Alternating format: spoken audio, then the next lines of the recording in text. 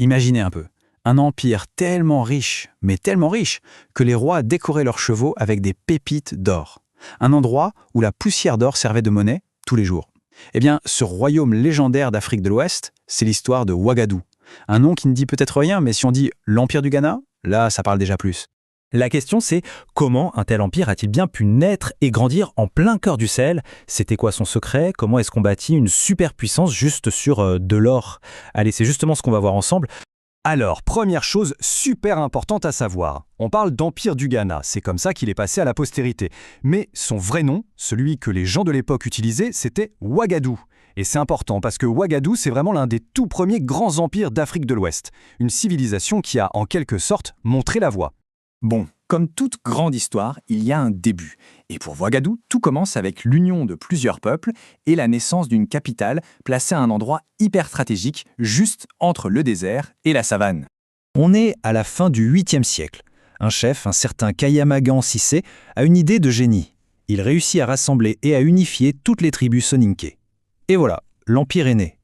Il choisit pour capitale Kumbi Salé. Et ce choix, croyez-moi, il va absolument tout changer pour la suite. Parce que Kumbi Salé, ça devient très vite beaucoup plus qu'une simple capitale. Faut imaginer le tableau. Des caravanes immenses qui arrivent du nord, pleines de sel, de tissus, et qui croisent d'autres caravanes venues du sud, chargées d'or, d'ivoire. C'était un véritable carrefour, le point de rencontre de deux mondes qui n'avaient a priori rien en commun. Et forcément, en contrôlant ce carrefour commercial, Ouagadougou va entrer dans son âge d'or. On parle là d'une période de richesse et de puissance absolument folle qui va durer des centaines d'années.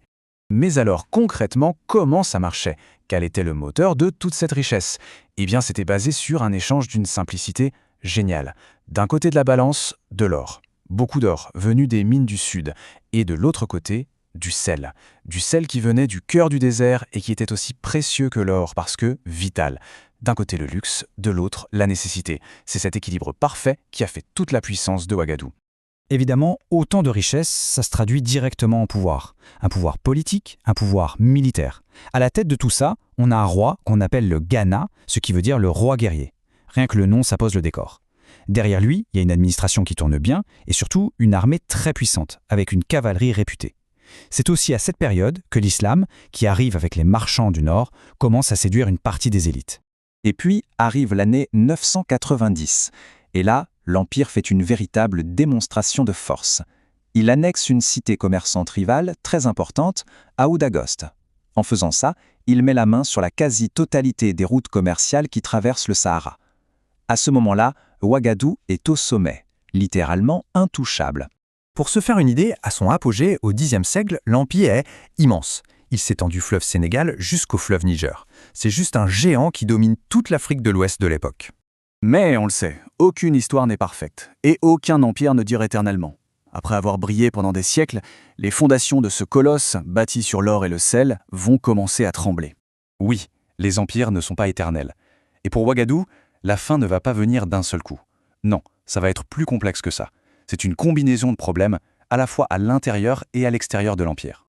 Alors qu'est-ce qui a coincé? D'abord, à l'intérieur même de l'Empire, ça commence à gronder. Des révoltes éclatent, et ça affaiblit le pouvoir central. Et en même temps, une nouvelle menace arrive du nord, les Almoravides. Au XIe siècle, ils lancent des attaques hyper violentes. Résultat, Ouagadougou perd peu à peu ce qui faisait sa force, c'est-à-dire le contrôle de l'or et du sel. L'Empire est affaibli et le coup de grâce va arriver en 2 étapes.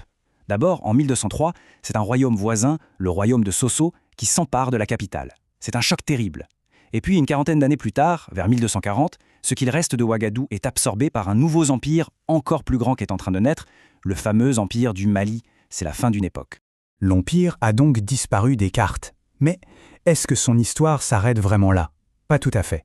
Parce que même détruit, son héritage, lui, va continuer à vivre pendant très très longtemps. Quand on regarde toute la frise, c'est assez fou. De sa fondation à la fin du 8e siècle jusqu'à sa chute vers 1240, on parle de presque 500 ans d'histoire.